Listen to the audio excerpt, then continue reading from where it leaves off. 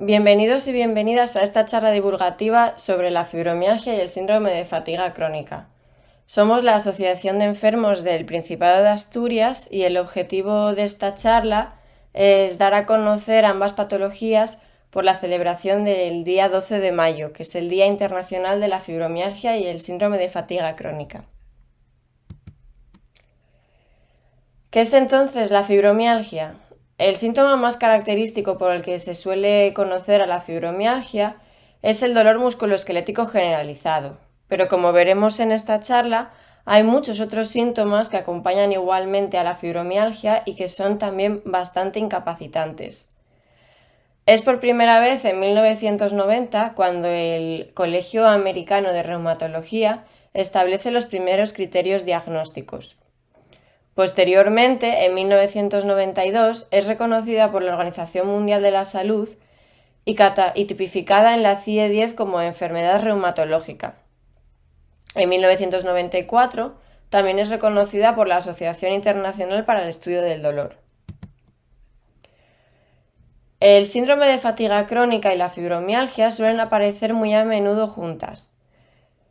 Por su lado, la fatiga crónica se caracteriza por una fatiga intensa e invalidante que no disminuye con el descanso y que además puede llegar a empeorar con la actividad física y mental. Esta fatiga no tiene explicación por ninguna otra razón y se acompaña de otros síntomas que también veremos. En esta charla, cuando hable de fibromialgia, haré referencia también al síndrome de fatiga crónica, ya que, como hemos dicho, suelen ir bastante asociadas. La fibromialgia es uno de los motivos más frecuentes que causan dolor musculoesquelético generalizado. Es por ello importante tener en cuenta cuál es su prevalencia, ya que parece que puede ser algo aislado o poco extendido. Sin embargo, su prevalencia en España se sitúa en un 2,4% de la población. Algo muy relevante, como vemos ahí, es que tiene un predominio en las edades comprendidas entre los 40 y 50 años y una mayor frecuencia entre las mujeres. Por cada hombre se pueden llegar a encontrar hasta 6 y 8 mujeres afectadas, siendo además este un dato muy conservador, ya que otros estudios sitúan a 9 mujeres por cada hombre. Estos serían los síntomas más característicos de la fibromialgia y del síndrome de fatiga crónica. Como vemos, estaría el dolor generalizado y la fatiga, pero además acompañan otros síntomas como puede ser el sueño no reparador, problemas gástricos, problemas de concentración y memoria, dolores de cabeza, agarrotamiento y rigidez muscular, ojos secos, entre muchos otros síntomas que los pueden acompañar. Existen también diferencias, aunque digamos que siempre van muy asociadas. Hay criterios diferentes entre ambas patologías. Como vemos ahí, en la fibromialgia la edad de inicio es más tardía que en la fatiga crónica.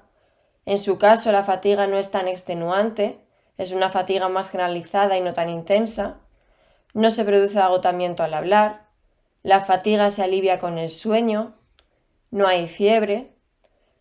En la fibromialgia los síntomas pueden llegar a mejorar con la realización de ejercicio aeróbico. No se aprecia hipersensibilidad a medicamentos ni tampoco a ruidos o dosis mínimas de alcohol.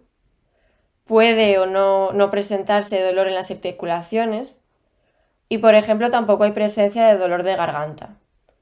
En su caso, en la fatiga crónica, la edad de inicio se sitúa entre los 29 y los 35 años, sí que se produce agotamiento al hablar, la fatiga no desaparece con el descanso, puede llegar a causar síntomas de fiebre, empeora sus síntomas con la realización de ejercicio. Hay enfermos que refieren sensación de estado perigripal acompañado de escalofríos, un agotamiento de piernas extremo, hipersensibilidad a medicamentos, a determinados ruidos y dosis mínima de alcohol, y también se puede llegar a encontrar dolor de garganta. Otra diferencia señalable entre ambas patologías es la forma de inicio que tienen, ya que en el síndrome de fatiga crónica, hasta en un 80% de los casos, su inicio suele ser de forma brusca, cuando sin embargo en la fibromialgia lo más habitual es que su comienzo sea gradual y no agudo como en el síndrome de fatiga crónica. Es también relevante hablar de que el curso suele ser de una forma fluctuante y con determinados episodios, ¿no? Lo que llamaríamos los brotes. Esto no quiere decir que es que desaparezcan los síntomas, sino que la intensidad de estos va a fluctuar a lo largo del tiempo. No son progresivos, no van en aumento, ni tampoco son constantes, sino que su intensidad va a ser fluctuante y variará según pasa el tiempo. Hasta el momento, el origen de la enfermedad de ambas enfermedades es desconocido. No se sabe cuál es la causa específica que hace que se desarrollen la fibromialgia y el síndrome de fatiga crónica.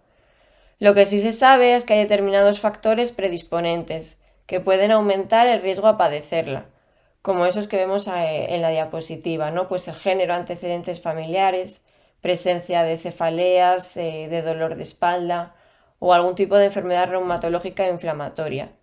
Esto no significa que por tener alguna de estas variables vayamos a desencadenar fibromialgia, sino que simplemente se han establecido como factores predisponentes. Después también se han encontrado determinados factores que desencadenan su desarrollo, es decir, que provocan la aparición de estos síntomas que acabamos de ver. Estos acontecimientos, además, son muy asociados a factores estresantes, tanto factores estresantes prolongados en el tiempo como un factor agudo puntual. Aunque esto tampoco es específico de la fibromialgia, sino que se ha visto también en muchas otras enfermedades que causan dolor crónico. Es relevante también que las últimas investigaciones categorizan la fibromialgia en lo que llamaríamos síndrome de sensibilización central. Este síndrome de sensibilización central lo que quiere decir es que hace referencia a un sistema nocioceptivo alterado, ¿no? Nuestro sistema nocioceptivo es el encargado de avisarnos cuando nuestro cuerpo está sometido a un daño. Es el que normalmente suele estar en reposo y se activa cuando nuestro cuerpo recibe un estímulo relacionado con un posible daño, que sería lo que llamamos el umbral de dolor.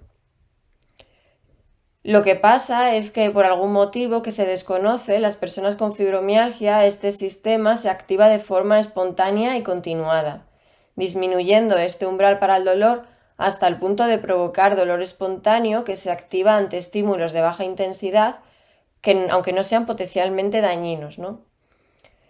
Dentro de esta patología conocida como sensibilización central, aparecen otro tipo de patologías como la fatiga crónica también, intestino irritable, piernas inquietas, migrañas o sensibilidad química, entre otras. Bueno, el diagnóstico para la fibromialgia tradicionalmente en 1990 se basaba en una historia de dolor generalizado durante al menos 3 meses y dolor en determinados puntos ante la presión mecánica. Sin embargo, en el 2010 se establecieron nuevos criterios diagnósticos en la que la palpación de estos puntos sensibles deja de tener tanta relevancia y se tiene en cuenta otra serie de síntomas que hasta ahora no nos habían tenido en cuenta, ¿no? Que serán todos estos síntomas que hemos visto en la presentación. Como vemos aquí, estos serían los nuevos criterios diagnósticos del 2010 y como veis en la diapositiva aparecen otros síntomas asociados al dolor, como puede ser diarreas, náuseas, depresión, insomnio, mareos, debilidad muscular. Es decir, el cambio más significativo es que el dolor era el único síntoma evaluable para el diagnóstico y ahora mismo se acompaña de los otros síntomas que también se pueden encontrar cuando sufrimos fibromialgia. Por otro lado, para el diagnóstico de la fatiga crónica nos podemos guiar por los criterios de Fukuda, los criterios canadienses. Estos que aparecen aquí serían los de Fukuda, que como veis se trata de un diagnóstico clínico basado en los síntomas que ya hemos comentado. Pues una fatiga crónica persistente de al menos 6 meses y por otro lado exclusión de otras enfermedades que pueden ser causantes de fatiga crónica, ¿no? Otros criterios que también aparecen ahí serían la alteración de la concentración, odinofagia, adenopatías cervicales o axilares dolorosas, mialgias, etc. Las patologías acompañantes de la fibromialgia y el síndrome de fatiga crónica que más frecuentes se suelen encontrar suelen ser dolor de espalda crónico, intolerancias alimentarias, artrosis, artritis, problemas ginecológicos, migrañas, problemas de tiroides. También encontramos el síndrome del intestino irritable o de piernas inquietas. Bien, todos estos síntomas que hemos comentado hasta ahora son los síntomas que más comúnmente nos podemos encontrar cuando alguien nos define o nos describe en qué consisten estas patologías. Sin embargo, a día de hoy suelen aparecerse otros muchos síntomas que no te suelen contar, como son los que aquí aparecen, ¿no? Alrededor del diagnóstico de la fibromialgia o del síndrome de fatiga crónico aparecen muchos otros síntomas emocionales, como pueden ser la culpa, incertidumbre, incomprensión. Recalcaría concretamente la incomprensión porque a día de hoy sigue siendo una enfermedad muy poco comprendida socialmente. Igualmente, la incertidumbre que acompaña a estos síntomas que acabamos de ver por no saber cómo va a estar tu cuerpo al día siguiente suele ser uno de esos síntomas emocionales que también acompañan a la enfermedad. Culpa por no llegar, por no cumplir lo que se espera de ti, ¿no? Además del miedo, la soledad y al final toda una mezcla de frustración. Pues por desgracia a día de hoy diríamos que estos síntomas emocionales acompañan a ambas patologías de igual forma que lo acompañan esos síntomas físicos que acabamos de ver. Esto, como os podéis imaginar, supone un gran impacto en la vida de una persona, ¿no? Un impacto en todas sus esferas vitales, como puede ser la social, familiar, la sexual, laboral, la de ocio, identidad, etc., ¿no? La fibromialgia invade y todas las esferas vitales de una persona. Nos encontramos entonces ante una problemática biopsicosocial, al tener elementos tanto biológicos como emocionales y sociales. Se ha demostrado por ello que la mejor intervención será aquella multidisciplinar que dé respuesta a todos estos niveles, desde la perspectiva física, médica, psicológica y social. La última parte de esta presentación la dedicaremos a ver brevemente cuáles son los aspectos psicológicos y emocionales que habría que tener en cuenta cuando tenemos un diagnóstico de fibromialgia o síndrome de fatiga crónica. Y es que a nivel emocional, psicológico, analizaremos de forma individual cuáles son las estrategias más funcionales en la vida de cada persona para afrontar esta nueva realidad que tiene delante, ¿no? Una realidad para la que no estaba preparada y que hasta ese momento era completamente desconocida para la persona. Tendrá, por tanto, un trabajo nada fácil de conocer cuál es ese camino, cuáles son los obstáculos que se presentan, y además de reconocer que para hacer esa travesía se le ha puesto a la espalda una mochila más o menos pesada, que hasta ese momento no conoce, que además no ve, que simplemente siente, y que a veces puede pesar menos y otras veces puede pesar más, ¿no? Por ello, ante esta nueva realidad, es posible que aparezcan un montón de nuevos sentimientos con los que no estábamos familiarizados hasta ese momento. El enfado, la ira, frustración, sensación de fracaso, culpa, vergüenza, todos esos síntomas emocionales que también he comentado antes, ¿no? Precisamente en la asociación uno de los grupos que más triunfa es el de gestión emocional, y es que es un espacio en el que damos cabida a todas las emociones, aprendemos a identificarlas, a expresarlas y a gestionarlas, ya que como decimos siempre, las emociones no son buenas ni malas en sí mismas, sino que son una señal de nuestro cuerpo sobre lo que está ocurriendo en nuestro alrededor. Cómo aprendamos a gestionarlos hará que metamos o saquemos piedras en esa mochila que tenemos en la espalda. Por otro lado, como vimos, el estrés tiene un papel fundamental en la fibromialgia, tanto como desencadenante como para agravar los síntomas. En el momento que la persona tiene fibromialgia, ese estrés ayudará a meter piedras dentro de esa mochila que tenemos. El estrés en sí no es una respuesta del organismo para ayudarnos a enfrentarnos a situaciones de peligro, ¿no? Es imposible que una persona nunca esté estresada o que siempre esté en estado de relajación, ya que la vida en sí misma conlleva un montón de estímulos estresantes.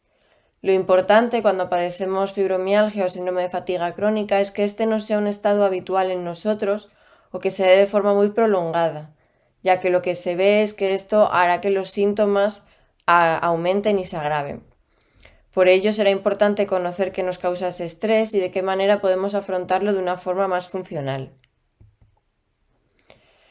Igualmente, el diagnóstico de las enfermedades supone también un estrés a nivel familiar y relacional.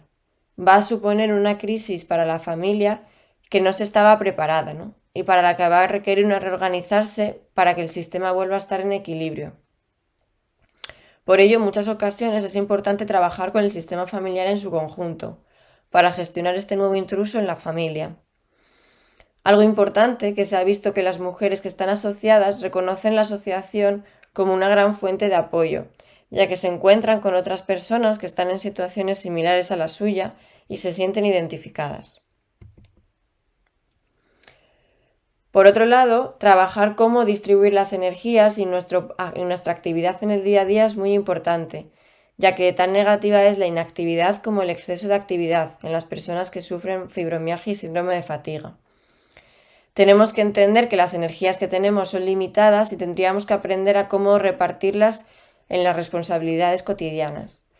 Es muy común el patrón de actividad sostenida en personas con estas patologías, y esto consiste en que seguimos adelante con nuestras obligaciones y hacemos todo lo necesario para cumplirlas al precio que sea, ¿no?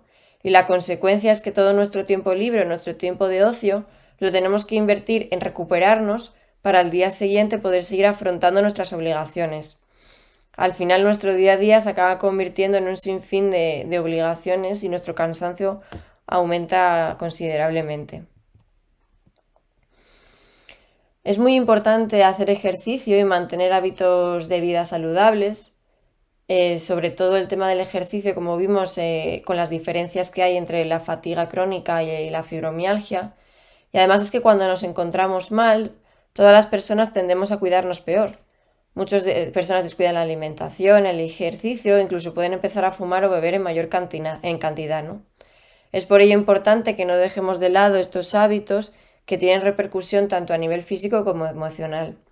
Entonces, en el caso de la fibromialgia, hacer ejercicio aeróbico con regularidad, poner a punto el sistema cardiovascular, hace que disminuya el dolor, favorezca el sueño, mejora la sensación de fatiga. Cuidar la alimentación y evitar tanto cafeína como tabaco y alcohol. Y por último, un aspecto muy importante es la prevención de recaídas.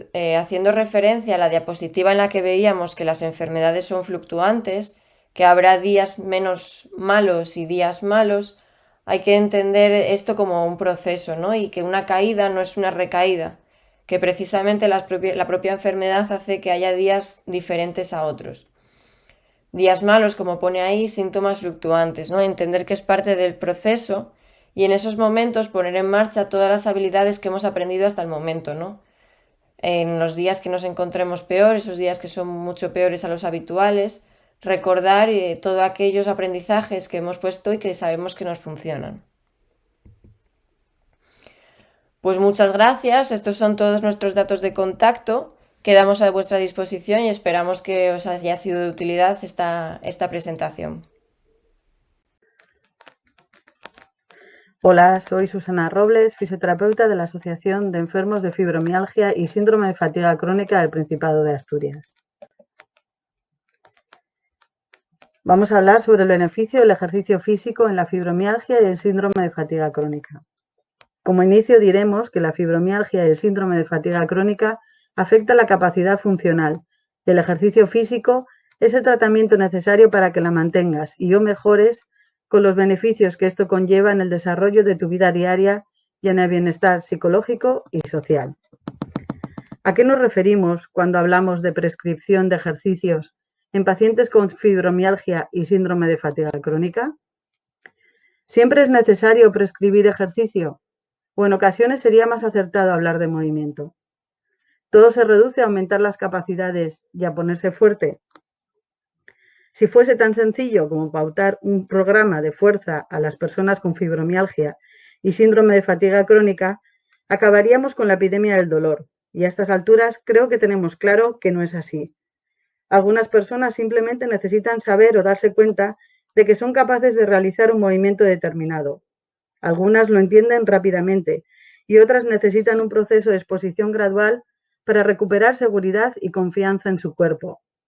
Algunas personas se beneficiarán de los aspectos más lúdicos y sociales del ejercicio, independientemente de la cantidad de variables fisiológicas que mejoren en su organismo. A otras personas el ejercicio les puede ayudar a regular mejor el sueño, y eso puede ser clave para gestionar mejor su dolor. A continuación voy a hablar sobre una de las terapias no farmacológicas que mayor evidencia científica tiene en el tratamiento de la fibromialgia y el síndrome de fatiga crónica. Las personas con fibromialgia y síndrome de fatiga crónica siguen siendo personas y, como tales, necesitan realizar actividades cotidianas que requieren actividad física, como por ejemplo caminar para llevar a los peques al cole e ir a comprar, coger la compra, levantarse de la silla, trabajar. Si debido a los síntomas dolorosos y fatiga se disminuye mucho la actividad física, nuestra capacidad y condición física disminuiría e incrementaría el peso. Los síntomas dolorosos y de cansancio aparecerán cada vez en actividades más livianas, lo que va a producir que cada día le cueste más trabajo realizar las tareas de la vida diaria y más dolor e incluso llegando a desarrollar otras enfermedades, entrando en un ciclo vicioso que hay que evitar. La fibromialgia y el síndrome de fatiga crónica afecta la capacidad funcional y el ejercicio físico es el tratamiento necesario para que mantengas y mejores con los beneficios que esto conlleva en el desarrollo de tu vida diaria y en el bienestar psicológico y social. Es importante que la persona tenga toda la información al respecto y no tenga miedo a realizar ejercicio. En las personas con fibromialgia y síndrome de fatiga crónica, la práctica de actividad física produce los mismos efectos que en personas que no padecen la enfermedad. Disminución del dolor, aumento de la fuerza muscular, mejoría de la calidad del sueño, mejoría de la capacidad física y de la salud cardiorrespiratoria, disminución de la fatiga, mejoría del estado psicológico y el humor, mejoría de la función física global y la calidad de vida, mejora de la oxigenación de los tejidos, aumento de los niveles de fosfatos, incremento de la liberación de endorfinas endógenas y aumento de la resistencia muscular. A pesar de que el ejercicio físico es beneficioso, debemos tener en cuenta que estos síndromes suelen presentar crisis dolorosas y de fatiga, picos máximos de dolor de duración variable, que pueden hacer dudar de la efectividad del ejercicio. Este hecho debemos tenerlo en cuenta y, en la medida de lo posible, realizar una mayor individualización del ejercicio físico. Cuando se presentan estas crisis, se sugiere disminuir la intensidad del ejercicio y evitar movimientos que impliquen una exigencia muscular alta. Se ha observado que las personas que realizan ejercicio físico de forma habitual o regular pueden recuperar las capacidades físicas perdidas en fuerza, equilibrio, resistencia a la fatiga, por lo que se entiende que una parte de la discapacidad se debe al desuso. Si una persona sana mejora, quiere decir que puede realizar sus actividades de la vida diaria cansándose menos, pero una persona con fibromialgia y síndrome de fatiga crónica quiere decir que la mejora puede ayudar a que pueda o no realizarlos. ¿Qué cualidades físicas hay que entrenar entonces? La resistencia aeróbica, la fuerza y la flexibilidad. A continuación vamos a detallar cada una. La resistencia aeróbica es la capacidad cardiorrespiratoria que requiere oxígeno y se realiza de forma continuada. Es el ejercicio más efectivo para la fibromialgia y el síndrome de fatiga crónica, ya que ayuda a disminuir el dolor, el grado de ansiedad, la salud mental en términos generales e incluso el consumo de analgésicos, por lo que mejora el impacto global de la fibromialgia y el síndrome de fatiga crónica en la vida de la persona. La fuerza es la capacidad muscular para vencer o mantener una resistencia. Mejora la masa muscular al hacer que el trabajo de los músculos sea más arduo mediante la resistencia al movimiento o adicción al peso, disminuyendo el dolor generalizado. Y la flexibilidad, capacidad de realizar movimientos lo más amplios posibles. Unas articulaciones más flexibles también pueden mejorar los síntomas de la fibromialgia, mejorando la movilidad articular, flexibilidad y previniendo lesiones. Las pautas del entrenamiento serían las siguientes. Resistencia aeróbica, aquel que incrementa la frecuencia cardíaca y el consumo de oxígeno. Caminar, correr, montar en bicicleta o bailar.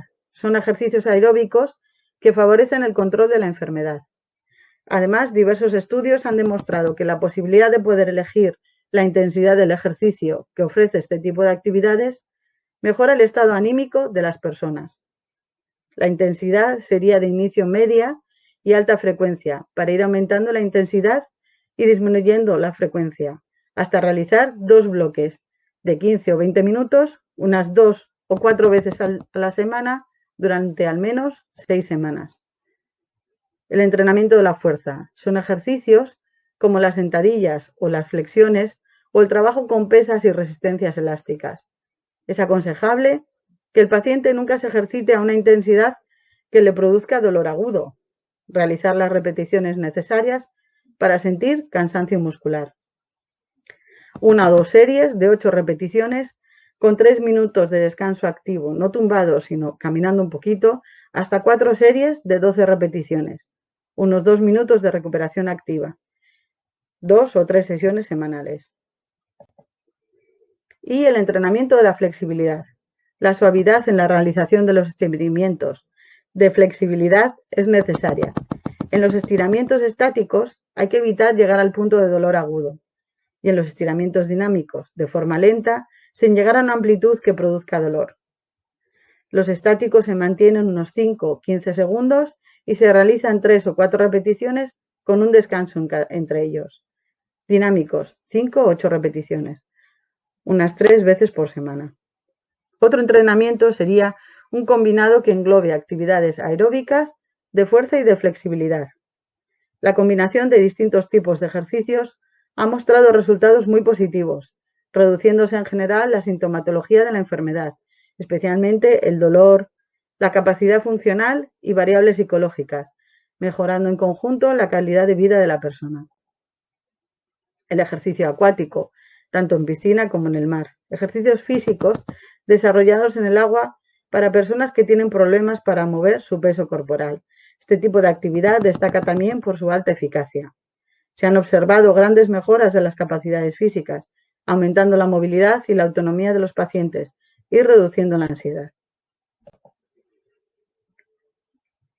Otro entrenamiento incluiría terapias alternativas como el tai chi, el yoga y el pilates. Diversas investigaciones han mostrado que el tai chi arroja datos positivos en la severidad e interferencia del dolor, la calidad de sueño y la autonomía. El yoga reduce la sintomatología hasta un 20%, especialmente el dolor, la rigidez, la fatiga y la depresión. Y el pilates, que parece mejorar el umbral de tolerancia a la presión y el dolor. ¿Qué tipos de ejercicios recomendaríamos? En general se recomiendan los ejercicios aeróbicos de intensidad baja y moderada, no realizar ejercicios extenuantes. Es aconsejable realizar formas de ejercicio no agresiva, con el fin de minimizar la tensión de la columna y partes blandas de las extremidades. Reducir los ejercicios que impliquen recorridos articulares máximos. Evitar saltos que supongan golpeos importantes contra el suelo en personas con gran sintomatología dolorosa. Evitar realizar los ejercicios a primera hora de la mañana y a última hora de la tarde-noche, incluyendo los ejercicios en un horario cómodo para la persona. Evitar los periodos largos de reposo, sentado o tumbado. No hay que olvidar beber líquidos para hidratarte cuando realices ejercicio y realizarlo con ropa cómoda y adecuada. Recomendaciones para realizar el ejercicio. Es recomendable realizar una valoración de la capacidad individual antes de iniciar cualquier programa de ejercicio y un seguimiento del mismo para adaptar el entrenamiento a su situación, adaptado a sus preferencias y comorbilidades y al estado en que se encuentra cada persona, especialmente en el síndrome de fatiga crónica. Es importante individualizar la intensidad, la duración y la frecuencia del ejercicio, según la capacidad de cada persona. Es conveniente empezar el ejercicio a un nivel cómodo e incrementar progresivamente la intensidad, duración y frecuencia. Se aconseja realizar descansos entre los diferentes ejercicios para retrasar la fatiga lo máximo posible. Evitar el sedentarismo y la inactividad, siguiendo regularmente un programa. El ejercicio en grupo puede contribuir a mantener la perseverancia y la adherencia al programa de la persona. Es importante considerar los posibles efectos de los medicamentos y sus implicaciones en el ejercicio. Inicialmente es interesante avisar a la persona que puede sentir que le aumenta un poco el dolor y la fatiga. Consejos y precauciones generales. Evitar sobrecargas en las actividades de la vida diaria y en el trabajo. No es aconsejable levantar pesos para los que la musculatura no esté preparada. Corregir malos hábitos posturales. Evitar malas posturas durante el sueño. Evitar la obesidad, ya que es un factor de sobrecarga. Evitar la realización de actividades repetitivas que puedan producir dolor y tensión muscular. Evitar el sedentarismo o inactividad. La educación sanitaria y el autocuidado es importante. Los beneficios de los ejercicios aumentan cuando se lleva a cabo una educación dirigida al autocuidado, por lo que un programa de ejercicios apropiados, sumados a la educación al paciente, deberían ser incluidos en cualquier terapia de tratamiento para la enfermedad. La combinación de cambios de hábito de vida, ejercicio adecuado y constante y autoconocimiento de la enfermedad mejora los síntomas y la calidad de vida en las personas con fibromialgia y síndrome de fatiga crónica. Como conclusión, hablaríamos de lo que no hay duda es de la importancia de individualizar los programas para este grupo poblacional atendiendo a sus diferentes niveles de afectación. La prescripción debería comenzar a baja intensidad y corta duración, para progresivamente incrementar ambos parámetros hasta el umbral de fatiga. Y con todo ello agradecer su escucha. Desde ANFIPA, una de las herramientas que empleamos para trabajar con nuestra salud mental, ya sea cuando aparecen cuadros de estrés o bien como una estrategia de prevención del mismo, es el mindfulness, también conocido como atención plena. Entendiendo esta práctica en su aspecto más amplio, es decir, tanto la práctica formal, que sería la meditación propiamente dicha, como la informal, que permite salirse del curso automático de la mente, detenerlo y desvincularnos de él. Para ello tenemos que ser conscientes de que la mente funciona como una caja de resonancia, que continuamente pasa de recordar hechos del pasado a proyectarse en el futuro en base a los mismos, en base a lo que tenemos guardado. Cuando el estrés está presente en nuestra vida, en dichos sucesos pasados suelen tener siempre una carga negativa y se proyectan en el futuro en forma de miedos. Por eso desde la asociación trabajamos dentro de lo que llamamos el rincón de la calma, una serie de técnicas y de actitudes también que permiten distanciarnos de los sucesos y de sus interpretaciones. Lo que permiten es que la mente esté donde está el cuerpo. Eso es el objetivo que buscamos, para poder escucharlo y para poder entender el lenguaje y la relación que mantienen ambos, que es fundamental para nuestra calidad de vida. Estamos hablando entonces de la importancia de educar la mente, también de saber cómo y en qué focalizarla, teniendo en cuenta el poder fundamental que tiene la atención. Por eso hablamos de atención plena. Es muy distinto, por tanto, ponernos en un suceso negativo futuro improbable, lo que va a provocar una reacción emocional negativa en nosotros, a poner dicha atención en la respiración de manera consciente durante un tiempo, o a poner nuestra atención en lo que está pasando ahora mismo, bien sea en el cuerpo, en los pensamientos o en el espacio que hay fuera de mí. Si estamos en un paisaje o si estamos atendiendo a alguna persona, o ser muy conscientes de dónde está nuestra atención. Algunas técnicas que empleamos dentro de este trabajo amplio de mindfulness serían la respiración diafragmática o abdominal, la atención a los sentidos, el rincón de la calma, la meditación. Bueno, estas son las básicas, ¿no? Las más frecuentes utilizadas. Empezamos por la respiración diafragmática con algunas pautas de respiración. Inspirar despacito, muy despacio por la nariz, contando hasta 3 de manera pausada, y después contenemos un poco la respiración para soltarlo también muy despacio por la boca. Esta respiración hay que hacerla de manera que se sienta como se desplaza hacia arriba la parte abdominal. puede ser más fácil notarlo si ponemos una mano en el pecho y otra mano en el abdomen y estamos en una posición tumbada. Quizás sea más sencillo si no estamos habituados a esta práctica, de manera que se debería de mover la mano que tenemos colocada encima del abdomen. Mover hacia arriba cuando estamos inspirando y desplazarse hacia abajo cuando expiramos. Esta práctica conviene hacerla a diario y con estas pautas de respiración son incompatibles con ansiedad, son incompatibles. Es imposible que el cerebro esté estresado y esté acumulando un montón de tensión y el cuerpo esté relajado. Son estados incompatibles. Entonces, o bien atendemos y calmamos la mente o bien relajamos el cuerpo. Como están conectados, por una de las dos vías logramos que mente y cuerpo se vayan calmando. Entonces, 5 minutos que se practique esta respiración. Ya digo que es más fácil si estamos tumbados y después, posteriormente, se puede hacer esta práctica sentados. Para, por último, practicarla pues incluso de pie o incluso cuando vamos caminando por la calle. Al final la práctica tiene que ser muy consciente, es parar, detenernos y concentrarnos en la respiración y provocar una entrada y una salida fluida de aire contraria a la hiperventilación, que sería lo que está ocurriendo cuando los estados de estrés empiezan a sentirse. El cuerpo lo que hace es hiperventilar cuando se pone en una situación de peligro y esto es justo lo que queremos evitar, queremos contrarrestarlo. Entonces, pues una de las herramientas más rápidas para esto es este tipo de respiración, que ya digo que conviene practicarla unas cuantas veces, no utilizarla solo cuando hay un pico de estrés muy alto, sino hacerlo una pauta habitual para poder luego emplearla en momentos donde así se requiera. Otra de las técnicas que utilizamos es poner la atención en alguna entrada estimular.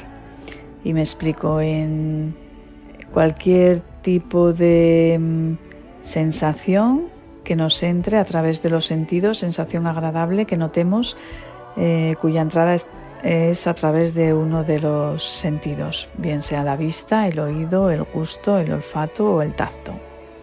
Entonces es una forma de hacernos conscientes de la entrada estimular.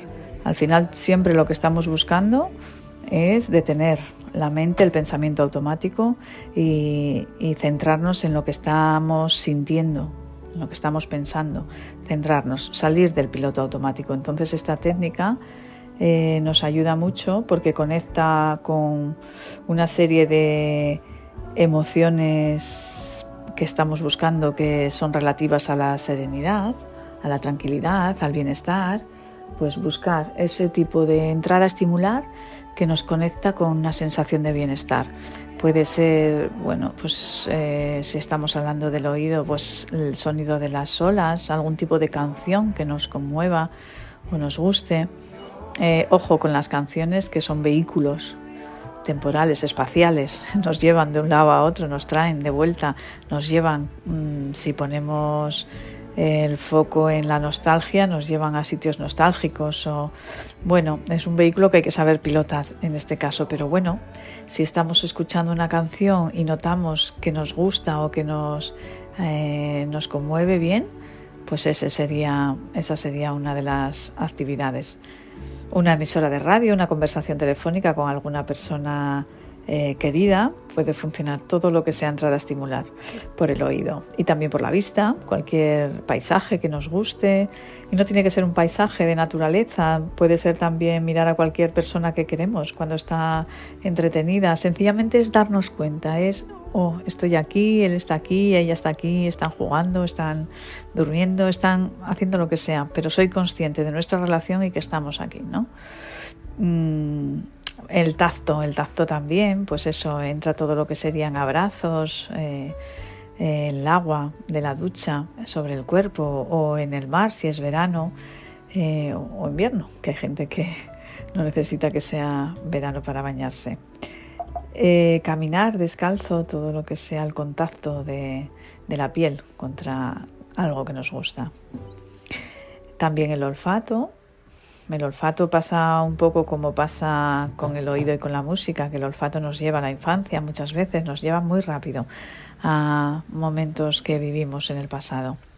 Entonces, bueno, nos trae también recuerdos y recuerdos agradables y sensaciones agradables. Entonces, bueno, puede ser un olor del horno, si se está haciendo un bizcocho, o una determinada colonia, o una ropa limpia, una hierba mojada, lo que sea. Esto es muy personal. Lo que sea que a mí me tienen dicho aquí también el olor a gasolina. No estamos juzgando, estamos solo diciendo qué olor me recuerda a algo que conecta con mi bienestar, ¿no?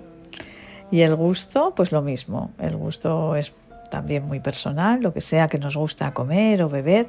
Lo que se trata es de cerrar el resto de sentidos y concentrarnos en ese. Si estamos comiendo algo que nos gusta, pues sería degustarlo, sería saborearlo, cerrar los ojos y disfrutarlo.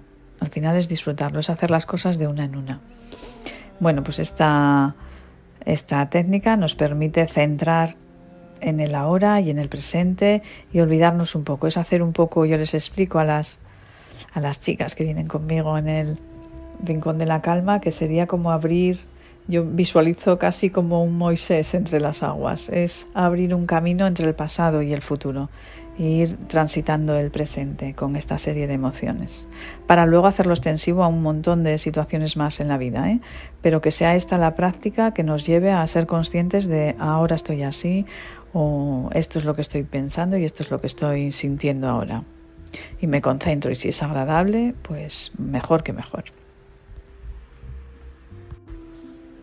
El Rincón de la Calma. El Rincón de la Calma es otra de las técnicas que utilizamos o que recomendamos, que consiste en buscar o acondicionar de alguna forma un lugar tranquilo de la casa que se pueda decorar con fotos personales o frases o una especie de mantras que repitamos que nos ayudan a conectar también con tranquilidad o que nos traigan recuerdos bonitos a la memoria. Entonces nos podemos ayudar de soportes pues como olores o música o los recursos que tengamos a nuestro alcance para que este sea un rincón acogedor. Y hay que emplearlo cuando notamos que nos está invadiendo una emoción, por así decirlo, con efectos negativos sobre nosotros. Una emoción que nos empezamos a poner nerviosos o que somos conscientes de que empezamos a ponernos de mal humor por lo que sea, reconducirlo, es meter una pequeña cuña entre lo que es la emoción y nuestra reacción, de cómo vamos a reaccionar. Si podemos entrar por ahí en un espacio pequeñito y no reaccionar de manera automática cuando esta emoción está en nosotros, pues genial. Es la manera donde empezamos a tener control sobre nuestras acciones y sobre nuestras emociones. Entonces, bueno, pues darle la vuelta, si no es muy intensa la emoción, si no es muy complicado. Entonces, si empezamos a notar, pues intentar detenerlo, intentar ser conscientes de qué es lo que pasa, relativizarlo y bueno, pues poner un poco de distancia, aumentar la perspectiva para que no nos inunde completamente y nos haga reaccionar de manera automática. Es una de las estrategias también. Bueno, y por último hablamos de la meditación propiamente dicha, la práctica formal de mindfulness, que consiste en sentarse y bueno, pues encontrar un espacio de tranquilidad donde conectar con el ser realmente, con nuestra parte más pura, más noble, no contaminada de emociones, ni de pensamientos, ni de preocupaciones. Hay una frase que me gusta mucho que habla de que la vista está bien, lo único que hay que hacer es quitar los obstáculos, no hay que trabajar la vista para ver. La vista ya está bien, ya la tenemos bien. Lo que hay que hacer es quitar obstáculos. Pues con esto es lo mismo, la serenidad está en nosotros. Lo único que hay que hacer es quitar los obstáculos que nos permite conectar con ella, ¿no? Pues la práctica de la meditación tiene esa finalidad, el conectar con ese estado del ser que es tranquilo, que es sereno, que no está mediatizado por un montón de preocupaciones y cosas de la vida diaria, ¿no? Pues encontrar ese espacio. y si podemos alargarlo en el tiempo, pues mejor que mejor. Está comprobado que produce cambios físicos, incluso observables, cuantificables en el cerebro. Entonces, bueno, con el respaldo que tiene ahora en la comunidad médica está imponiéndose mucho en pacientes de todo tipo, pero considero que es algo que se va a convertir en básico a nivel usuario si queremos conseguir un poco de tranquilidad en estos momentos, ¿no?, que son un tanto complicados. Entonces es una práctica muy recomendable para todo el mundo. Bueno, las pautas, hay muchas meditaciones guiadas, en el curso pues las vemos, ponemos unas, ponemos otras, o atendemos a la respiración, o sencillamente nos dejamos llevar por una melodía que también nos transporta muy bien y conseguimos no luchar contra los pensamientos. El cerebro va a lanzar una serie de pensamientos automáticos, involuntarios, y lo que tratamos es de no engancharnos emocionalmente a ninguno de ellos, sino dejarlos pasar, ser conscientes de que estamos en un pensamiento y dejamos pasar. Bueno, se trata de adquirir la pauta de que nosotros somos el observador, no lo observado. No, nosotros no somos los pensamientos, sino el programador de la mente. Lo que tenemos que hacer es aprender a programarla un poco, hacer un poco de higiene mental, ¿no? Bueno, pues cualquiera de estas herramientas, si conducen a ese estado de serenidad que es el que queremos conseguir, pues son válidas. A unas personas les gustará o les resultará más fácil por uno de los medios, a otros por otras. Se trata de buscar el canal que sea más favorable. Y esto es lo que hacemos desde este área, desde este rincón de la calma en ANFIPA, para trabajar la serenidad.